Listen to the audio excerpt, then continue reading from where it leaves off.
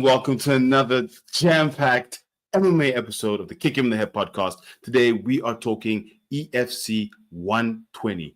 EFC 120 happening this Thursday, the 12th of December, 2024 in Johannesburg, South Africa. It's going to be an amazing fight night. And as always, I say the card is absolutely stacked. But I think most importantly for this card is the two title fights that we have.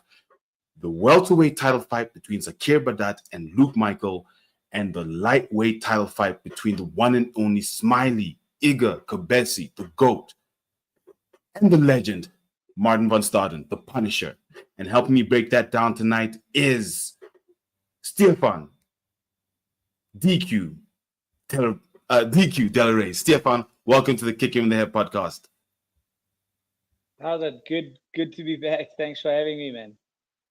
Yeah, we haven't chatted in a while. I think the last time we had you on was in February. So it's definitely good to be back chatting with you here on the Kick Him in the Head podcast. Yeah, I know. It's been busy. We've been missing one another. So it's good to be back. Good to be back. So I think excited for the event coming up. The EFC has really done a good job in putting a proper card together to end off the year. An absolutely stellar card. I completely agree with you. I think, going straight into it, we're looking at EFC 120. Like I said, Badat versus Michael for the welterweight championship, Kabesa versus Van Staden for the lightweight championship. How did you feel about it when you heard that Luke Michael had gone down from middleweight? The middleweight champion had gone down to claim the welterweight champion to become the double champion in the EFC, similar to what your teammate Dricus du Plessis had done.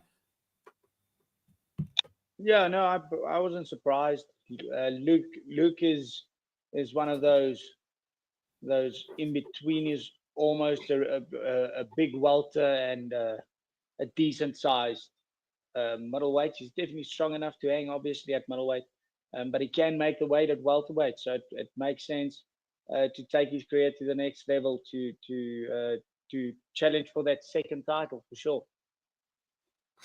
And then there was the fight between the GOAT, Smiley Kabesa, which was cancelled between him and Mikishi, Chiluma Mikishi, who was coming back for the title because he had never he had never been defeated. He had relinquished it.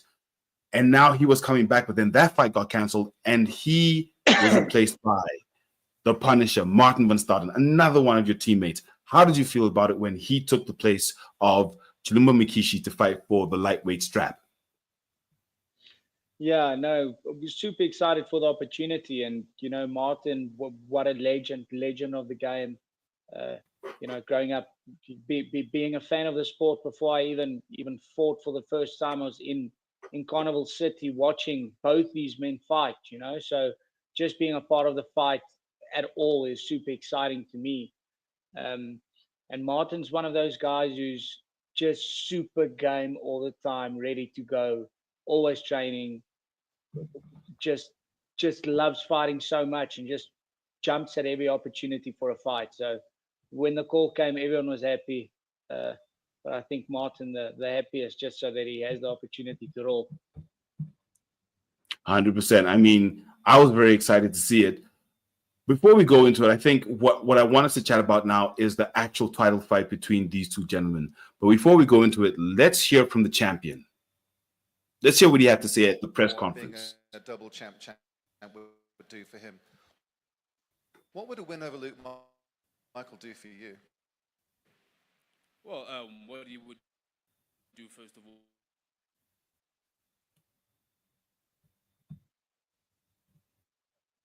personal growth and development and being able to gauge myself on the highest level. And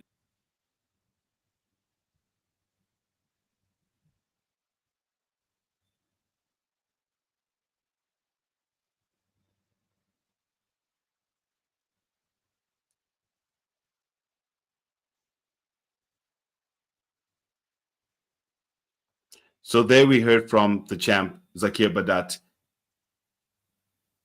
We heard what he had to say about the fight between him and Luke Michael.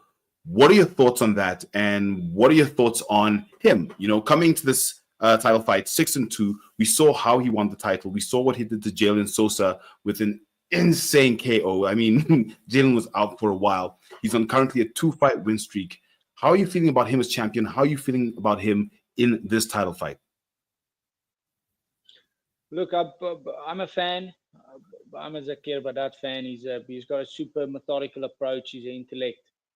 So the way he approaches fighting is I'm a fan of the way he looks at things. He's also a very level-headed guy. Does very logical, level-headed guy. Uh, so as a champion, I think he's a great champion. He's got world class level jiu-jitsu. If I'm not mistaken, he's recorded wins over 3 weight classes in the EFC. Uh, so definitely a worthy champion and a tough man to beat. An absolutely tough man to beat. I mean, he is an absolute unit. He is built like a brick shithouse, as they say, Zakir Badat. Seeing his physique is something to definitely awe at. Now, at the weigh-ins, seeing them face off, seeing Luke Michael and Zakir face off, Luke is the slightly taller fighter. Luke does have the slight edge where it comes to height. But where it comes to styles, you're looking at a jiu-jitsu versus wrestling. But I think before we go into that, let's hear what the challenger had to say.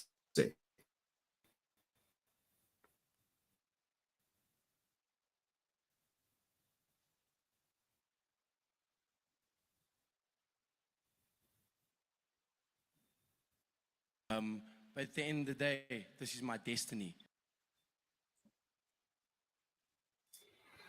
Now, Luke sees this as his destiny. He sees it as what he needs to do to make sure that he is the best fighter, definitely in the EFC and most likely on the continent. How are you feeling about his style of fighting? Because we know he's got that pressing, submission, grappling, wrestling, press, take you down, maul you, punch you a little bit if you get back up, versus what we've seen Zakir Badat do, which is, well, we've technically talked about his traditional jits background, but if you look at the power he has on the feet and the striking capability he has, that's not the only place that he's got the skill in the hex. How are you feeling about this matchup in terms of the stylistic matchup that they put together at the EFC?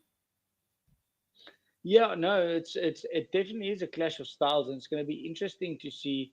So specifically with the way Luke fights and the way he presses forward with that heavy bullying style, to see how Zakir, Zakir's background with how technically sound and world class level he is with it, jiu-jitsu and elevations, and how he can use that, use his style to his advantage and use the momentum of Luke's biggest attributes to his advantage. And if there's someone with a fight IQ to put it all together, it is Zakir Badat. Luke Michael, he's a superstar as well. He's a tough guy. Uh, I remember I was there when he made his debut in Durban. I don't remember 2015. It's been so long ago. He's also been in the game for so long. Uh, he's been unfortunate with injuries. That's really put brakes on his career. And it seems like he's healthy now, and he's in the mindset of it's his time to elevate to that next level, to that world class level. So, he's doing all the right things. He's making all the right moves. After being off, and the controversy after the fights that he had to cement himself as a middleweight champion was a big step in the right direction, and to secure double champ status in an organization like the EFC definitely puts him in that conversation of one of the top fighters out of Africa that needs to get his shot. 100%. I think talking about the double champ status, talking about best on the continent, the next fight, like you said, you're very excited about this fight. I'm absolutely ecstatic about this fight because I'm a huge Iga Kabesa fan. I'm a huge Martin van Staden fan. And if you don't know this, Martin and I shop at the same butcher. So I bump into him from time to time. So I absolutely love Martin van Staden. This matchup is one, and I think Graham Cartmel, the matchmaker, said it himself, it's a legendary matchup in the EFC. It's one that the EFC needs, where you've got Martin van Staden. I think he's got 21 KOs in his professional career. You've got Iga Kabesa, the GOAT, the guy who can almost not be defeated. He went back and claimed back his O against Ronaldo Exen. Them fighting together for the lightweight title. Martin at the tail end of his career, if he wins, it's like, oh my goodness, definitely he's in the GOAT conversation. You've got Iga who's saying, listen, no one can beat me. You saw what I did against Humphrey Malenga. I think let's hear from Iga Kabesa and Martin van Staden, and then let's go into it.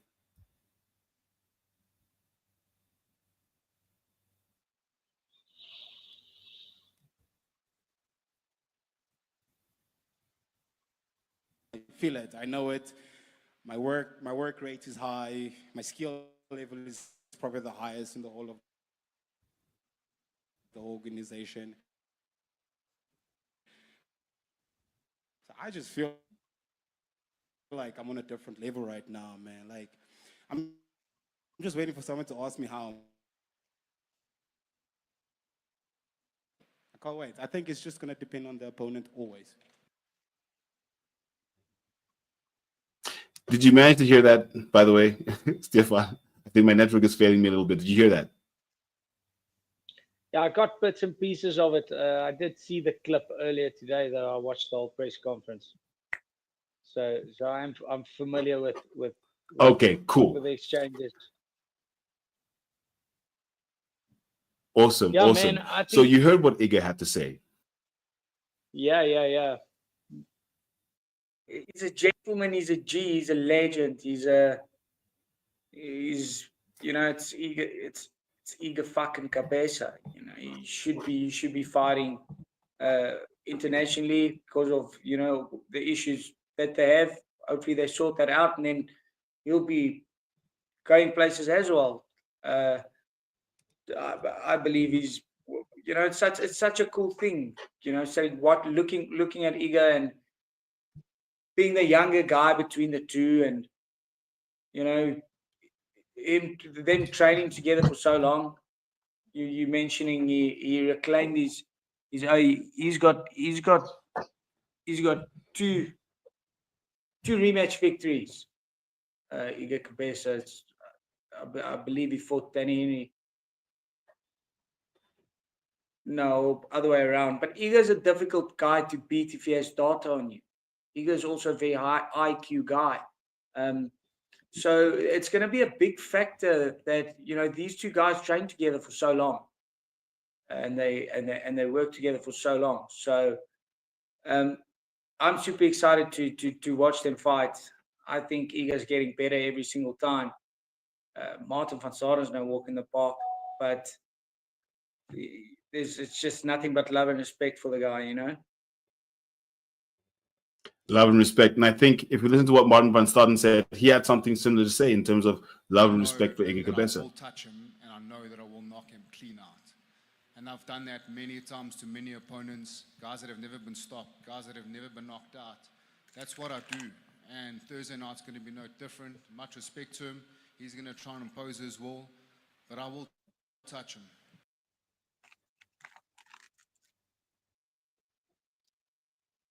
So Martin said, listen, I know he's good. I know he's considered one of the GOATs, but I will touch him. And if I touch him, the fight will likely end.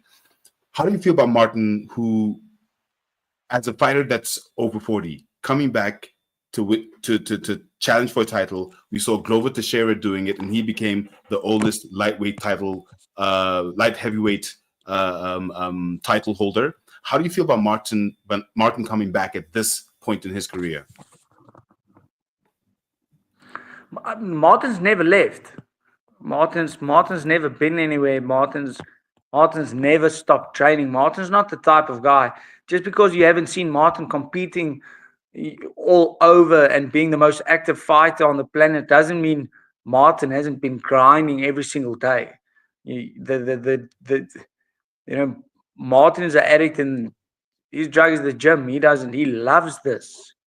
So the inactivity in the cage compared to Iga, sure, that's something that could be considered. But Martin van Staden is an OG and he's been working at his craft since day one for an extremely long time. And there's a lot of conceptions of, Iga said it about Martin's style not evolving, and he's seeing the same thing. And I think that's great to hear from a team perspective that we're being underestimated in those terms. If Martin van Staden hits you, you're going to sleep. Firstly, secondly, We saw Martin that van with Paul Staden is Henning. a sniper. So if Iga Kabesa is in the mindset of he's gonna walk in there and just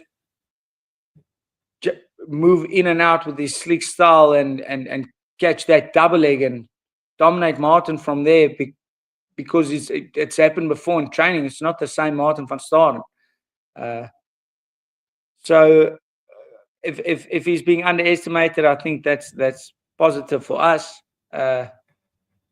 But it's gonna be it's so cool. It's such a cool fight for the fight fans, for the OG fight fans to be able to see Martin van Staden and Iga Kabesa with the respect and friendship that they have. Just say, for the love of the game, let's just go in there and bang it out for the EFC strap and have a beer afterwards. I think it's the coolest thing ever.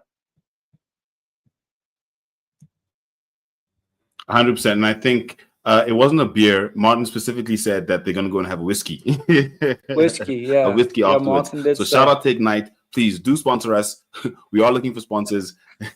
But they probably will be having an Ignite whiskey after the fight, talking about the fight, because it's definitely going to be an absolutely epic fight in the EFC at EFC 120. Stefan, am I clear? Am I breaking up? Can you hear me? Yeah, no, I'm struggling a bit with the tech on my side. My earphones and microphone died or is died. So I'm not sure. I'm struggling to hear you a little bit, but I'm good. And can you hear me fine? I hope that's not on my side. I can hear you perfectly. I think it might be on my side. This connection, I swear there's some kind of jammer that one of my neighbors puts on, because as soon as it hits 10 p.m., my network just goes, it's terrible. Oh yeah, maybe easy your being a neighbors. podcast out You're here. keeping your neighbors up with But your okay. show.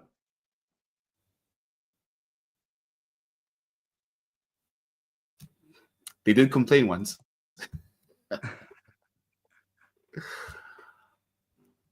Oh, it's jammed. On to the next section, fights to watch. Now, in this section, we're just going to highlight which fights we think are the interesting fights to watch at EFC 120. Now, looking at the card did change a little bit. It wasn't quite what they had up, and I think Graham did say at the press conference that there were quite a few changes, but they're lucky that they have such high level.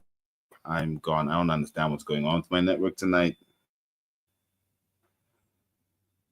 My network is killing me. I don't even understand.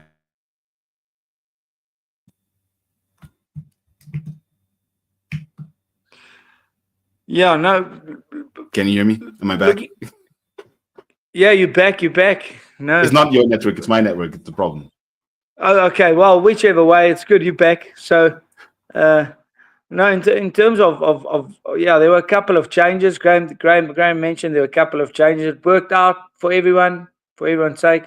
Two fighters fell off the cards, and both the guys agreed just to switch opponents.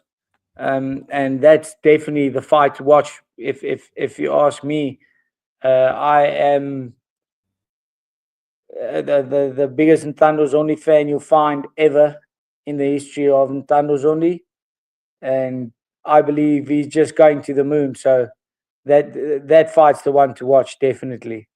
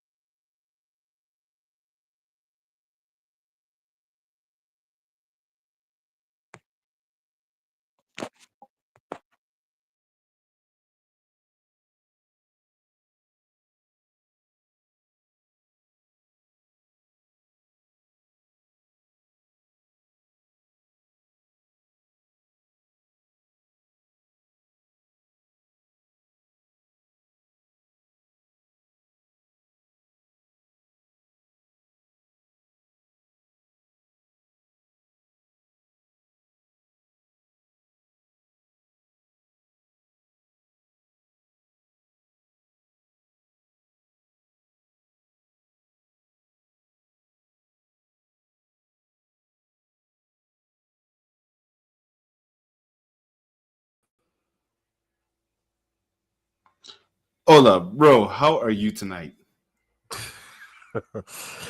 Yeah, well, better than you, and I've not even been on the show, bro. I see you've been having, I see you've been having internet nightmares, man. Your internet's it's been on some Bin Laden energy, man. Terrorist energy, Oh, it's bro. been bad. Oh, it's been bad. Uh, you've caught us. Thank you for coming in, because now I've lost Stefan Del Rey. You know, he was on here giving us some good insight. So thank you for coming on. So we were looking at the fights to watch for this card, looking at which fights we have on the card. We've talked about the main card in terms of the two title fights, Badat versus Michael and Kabesa versus Van Staden. We just gone into it.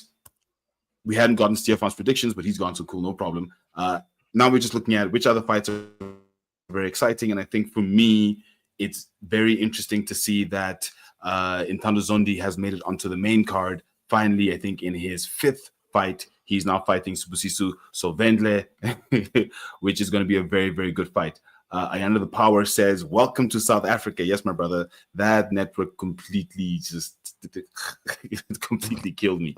I don't even know how that happened. And shout out to the person with my name. Yes, that was a switch up. So, which fights are you looking forward to on this card? I mean, the two that you spoke about earlier on, definitely looking forward to those two. You know, these are real gents on the roster, and they pull their weight on the card for the men and the co-main. But the other ones I'm looking at, the other one that I'm really looking at is the Vince Bembe versus Sekeletu card or bout, shall I say? Yeah, that bout there really interests me. Really like that bout. And I think it's probably underrated more than you know. What I mean, I think it's probably underrated more than the credit that is actually getting. But look, the card is a beautiful card. Like you said, you mentioned Ntando Zondi, who's already been pushed up on the card. That's another one that that you got to be looking at on there. And yeah, I'm a bit gutted that we're not going to see GI just compete. He's been pulled off the card. So I'm gutted that that's not going to be happening, because that's another one that I was really looking forward to. Shout out to those guys at PFA SA. I mean, our brother Adrian Sanchez used to work down there before he moved to Yokai Gym over there. So but for me, yeah, I really like the Visbempe and Sekeletu bout.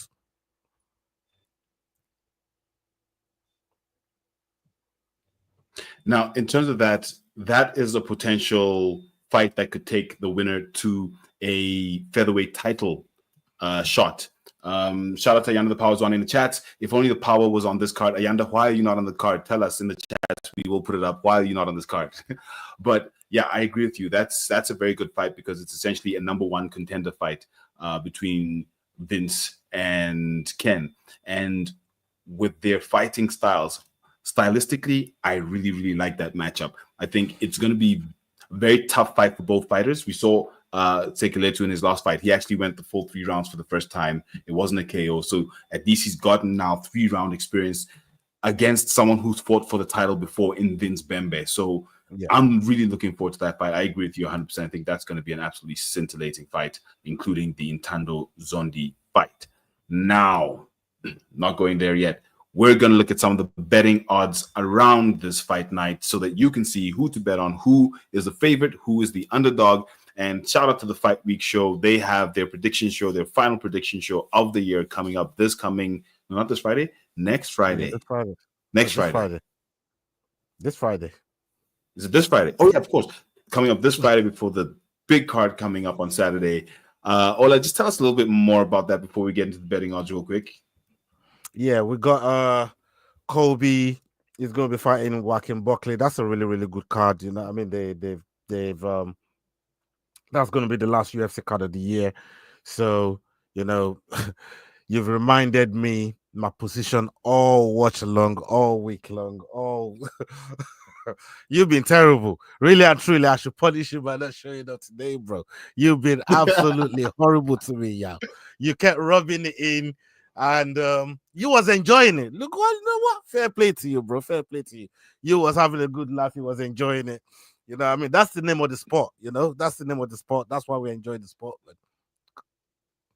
Look, the truth is, I was rooting for you the whole time, right? And then when you took that dip, I was like, he'll be back. He'll be back. And then you just never came back. I don't know what happened. I was rooting for you, bro.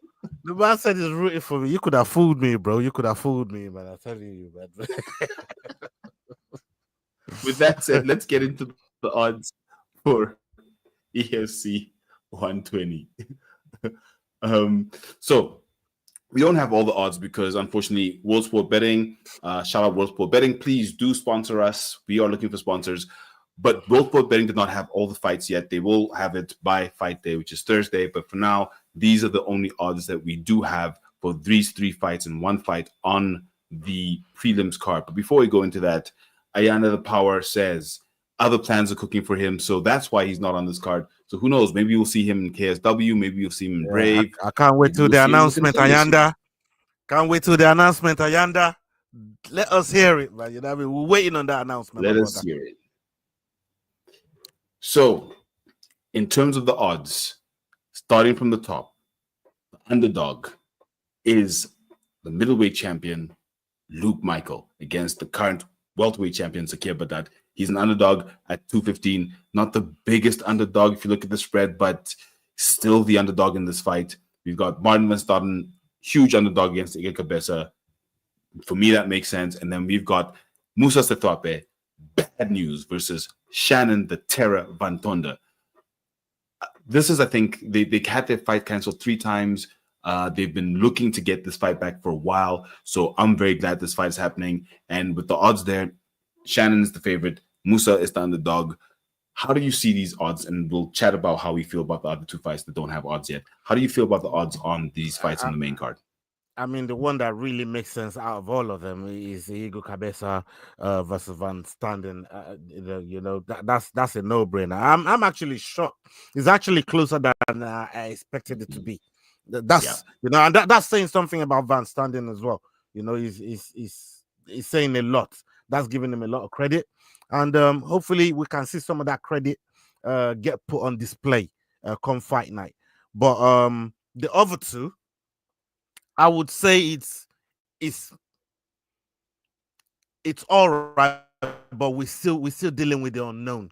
We're still dealing with the unknown champion versus champion in Badat versus Michael. But Michael is coming down a weight class to come and face Badat in his own weight class, and that's why you'd always give the favorite to the champion in his own weight class to be able to defend. So we'll see what's going on there. Although Luke says that his national weight class is the welterweight weight class, so for him cutting weight isn't a problem. Yeah, he's actually going up to fight at mid. Bro, he's been saying that for years. Luckily enough, we know Luke Michael well enough for us to be able to know that side of his story. And he even said, if he ever, not if he ever, I'm not going to misquote the brother, right? He says, when I make it to the UFC, I'm going to compete at welterweight because that's my natural weight class. He's always said that, so I'm not going to take that away from him. But in isolation to this bout, right, he's coming from middleweight to come and compete with the welterweight champion. So we have to look at that in isolation, which is why I was describing it as that. But to me, I still think, World Sport Betting is put, shout out to World Sport Betting, they've put that out there as some kind of unknown. Even though Luke's their guy, they still got him as the underdog, what I'm trying to say. And Luke's their guy, so they know more that they know something we don't know. And that's why the odds has arrived at that. So for me, I think it's going to be very, very interesting on Thursday to see how this really plays out. But definitely, if you to ask me who I'm going to be rooting for, who I'm putting my money on, my money is definitely going on Luke Young Gun Michaels, man. I'm trying to say. So the power, Ayanda, shout out Ayanda Dwana in the chats. One thing about Luke, he's in a different mood now in his career. He's a different fighter. Now, seeing him at the weigh-ins, at the press conference, seeing his face-off against Zakir, it's not the Luke Michael we're used to seeing at the face-offs. He wasn't as aggressive as usual. He wasn't as overtly I'm the champ with his opponent. He was much calmer. So I hear 100% exactly what the power is saying in the chats. Now, with everything you've said with regards specifically to the weight classes and how the odds are stacked, if I looked at the face-off, Luke is the taller fighter. He is actually a little bit bigger. As much as Zakir is absolutely ripped, he's a unit. Luke is slightly taller, and Luke looks like he could be a little bit bigger. I mean, hence he was fighting at middleweight. So do you think that submission wrestling style versus what Zakir brings versus the weight, do you think that that'll help Luke win that fight? Yeah, I think so. And I tell you this from I don't know. I think you might have been there when we heard from the grapevine. Shout out to the bro. When he said, hey, listen, I heard things about Luke. Right? This is what he said. I'm quoting the bro. You know which bro I'm talking about, right? I'm not going to mention anyone here, but he said, I heard things about Luke and the things he does to big motherfuckers in the gym. The way he ragdolls people in the gym on this wrestling thing is no joke. Ayanda can probably testify to that. I don't know. I ain't been in the gym with him. But the people that seen him, the people that knows what he's like in the gym, the people that seen his work ethic, the people that seen how aggressive he can be when he's really in the zone, right? Especially on this wrestling thing. They said the guy is a monster. And in his last two fights, even the one he lost against Kruger, it's shown it. It's shown it, that, I've got those capabilities. And it don't matter who you are. I mean, CIT is no joke with wrestlers. Like we know, we see what he did to Yako Duplessis. He took him down at will. And I love Yako. You know what I mean? Like he's a cool brother, right? But he just ragdolled him, man. You know what I'm trying to say? And that's a testament to Luke's skill sets. And bro, when you go in situations like this, always play to your own strengths. There's no reason for Luke to change at all. Play to your strengths. Well, going for the underdog, I'm pretty sure you're going to make all the money there. And I think for me, obviously Zakir has actually defeated Horatius Olonu, who's now in the title contendership for the welterweight title after this fight. He's defeated him before in, I think it was KSW or Brave, I'm not really sure.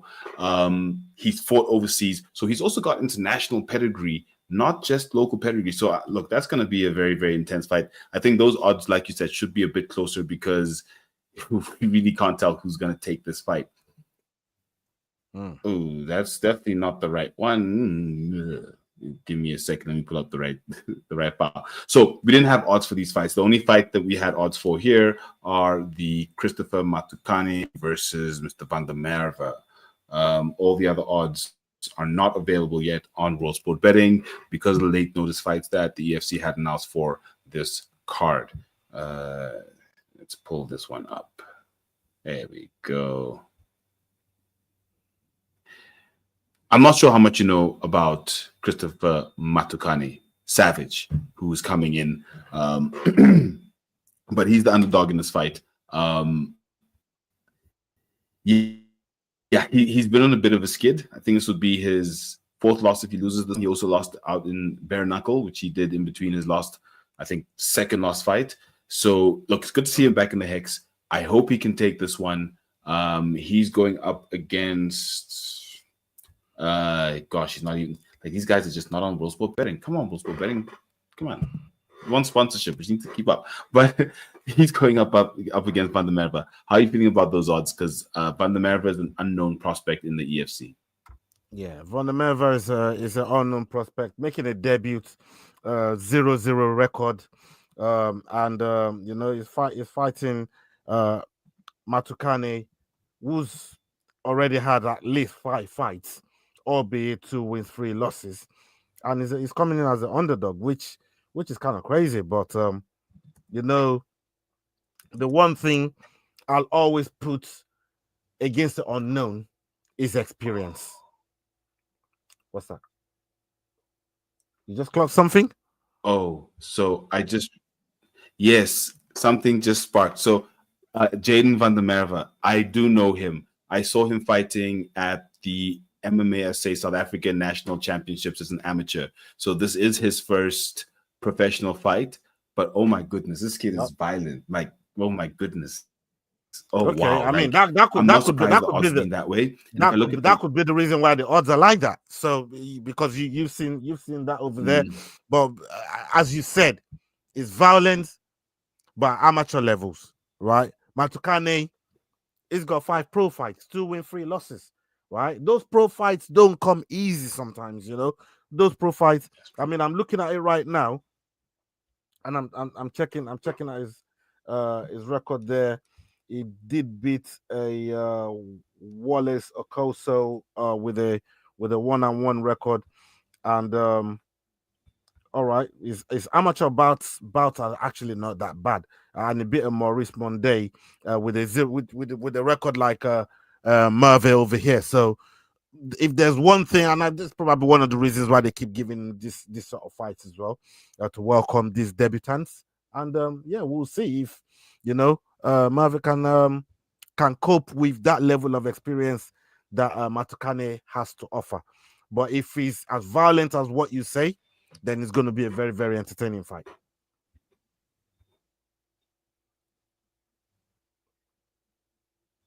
%. I think definitely looking forward to that fight. The rest of these fights don't have odds, so do stay tuned to World Sport Betting. They will have these odds on by Thursday.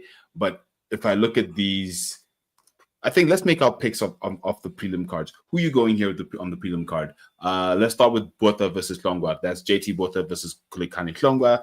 Team CIT versus, I'm trying to remember, Warriors Gym or something out in Durban. Who you have in that fight?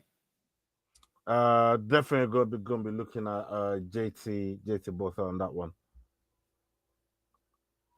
Yeah, against you don't think Cold Steel can pull it out? Then we've got the son of Egypt, Moses Mukari versus Rianda.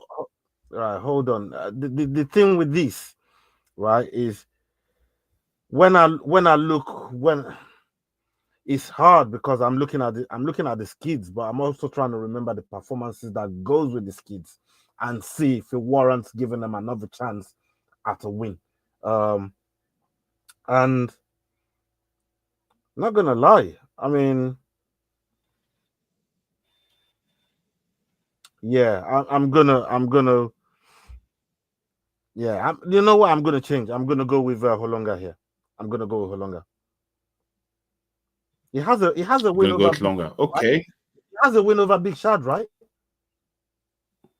Yeah, he does. No, Shad beat him in that fight. No, Shad won that fight. Oh yeah. Yeah, Shad won that fight. Ground and pound round one. Yeah, Shad won that fight. Ground and pound round one, first round. Yeah, but I'm gonna give him benefit of the doubt. I'm picking to win this one. There's some kind of odds on World Sport betting for this fight, which have Botha by a hair at what is this? 8-10 and Kulekane 9-10. So the odds are very, very close. I'm gonna go JT Botha with this one because we had Stefan Del Rey on before you came on, and he said, "Listen, JT's been putting in that work, so we should watch out for him in this fight." So I'm gonna go with Stefan's recommendation of JT Botha. The next fight is the son of Egypt, Moses Mukari versus Rian Dan. Now, we saw Rian Dan coming into the EFC recently, doing some good work. But this is Moses Mukari. We've seen what the son of Egypt has been doing recently. Unfortunately, no odds on this fight. Who do you think is going to take this one based on what you've seen from these two fighters in recent times? This one it's a bit harder to call, but you know what? I do like Mukari though. I like his style. I like what he brings to the table. Son of Egypt. He's one of those. He's got hands. He's definitely got hands, and he can finish fighting in very, very quick fashion. I mean, his last couple of wins, they both been finished very, very early. You know what I mean? So he definitely got hands, and I think he's gonna get the finish again in this fight. I'm gonna pick him to go carry the streak on, and get another finish, maybe first, second round, I'll say. I agree with you. He's currently on a 3-fight win streak. The only fight he lost was his first two in his career, against Tabatso Melele in 16, and on a 3-fight win streak versus Rian Dan, who's currently on a 1-fight losing streak. He has beaten, however, Tsepo Majuba, but he lost to Billy the Kid Westhuizen, who we know is a very, very skilled fighter. However, Rian Dan does not have an extensive amateur career, whereas if we look at Moses Mukari, he's got like 8-9 fights as an amateur. So I'm definitely going Moses Mukari. That always helps. That always helps. TKO. Yeah, that's an entire career. Shout out Crossover MMA in the chats. Guys, do like, follow, and subscribe. He does amazing content, UFC content. If you need good odds, if you want to know who's fighting, if you want to know their win-loss record, if you want to know their strike ratios, definitely tune into Crossover MMA, Instagram, and YouTube. Shout out Crossover. Let's go. You're saying, Ola, sorry. No, I was just saying to myself that, having that kind of amateur career definitely helps a lot in situations like this when you start getting into your professional career. It goes a long, long way to add to that experience in your toolbox, as an MMA fighter. So yeah, that's going to help Mukari here. Now, in the next fight, we've got Bourne here, and Ayanda the Power says that we should watch out for Terence Linty Bourne. He says he's an absolute monster. coming in on a debut in the EFC. We don't know anything about him. The most we know about him at this point is what Ayanda has just said in the chats, that he's a monster. But he's going up, up against an experienced fighter in Jeremy Chibala from the DRC. I just want to say one thing though. One thing that's been interesting about these amateurs coming through to the EFC this year, or at least in the past, I think 5 events, is they're coming through with the skill that it's crazy. And I think it's a lot of the amateur guys who are now coming through to the EFC, who have extensive, like Moses Mukari, Billy Van Rooyen, who have extensive amateur careers, who have now translated that into a professional career. And when they come in on debut, in theory, they already have like 6, 7, 8, 9 fights under their belt. We've just never heard about them. So shout out to Ayanda for pointing out that Bourne is an unknown prospect that we should probably be watching out for in this fight.